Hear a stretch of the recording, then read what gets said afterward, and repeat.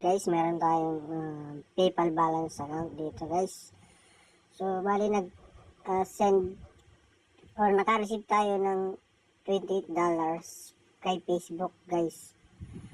So yung $28 is naka USD pa siya, hindi pa siya nako-convert into peso. Yan. So para makuha natin yung $28 is kailangan natin itong i-convert into peso guys. So paano nga ba yun natin gagawin guys? Yan, so ilagin lang natin yung ating PayPal sa website po ng PayPal, hindi po sa PayPal account or PayPal apps.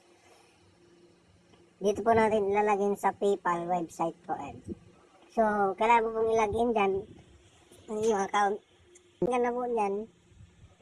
Tapos pinunin mo itong 3 dot dito sa may taas ng PayPal balance. Yan. 3 dot. Yan. Manage currency. Yan. Piliin natin yung manage currency. Yan. So, ayan po napapansin nyo, PayPal balance is 1,754. I-click po natin yan para mating ma-convert yan. So, napapansin nyo guys, katapat ng USD, meron 3 dot dito sa gilid. Pinutin natin itong 3 dot. Yan. Convert currency.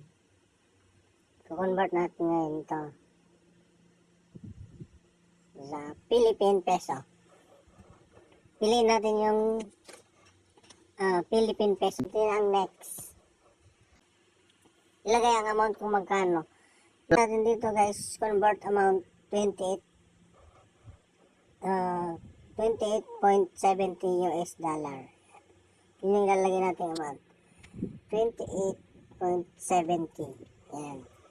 US dollar. Tapos pinutin natin ang next. So, nasa nagkakalaga ng 59 pesos ang dollar. So, pindutin lang natin ang next.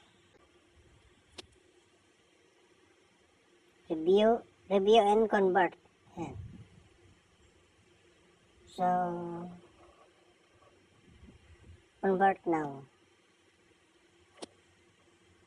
You converted 28.70 US dollar. Yan. So, done. Tapos balik tayo ngayon sa ating home. Ayan. USD dollar 2 peso. Ayan. So ayan po, na-convert na po siya. So ganun naman po nakadali guys.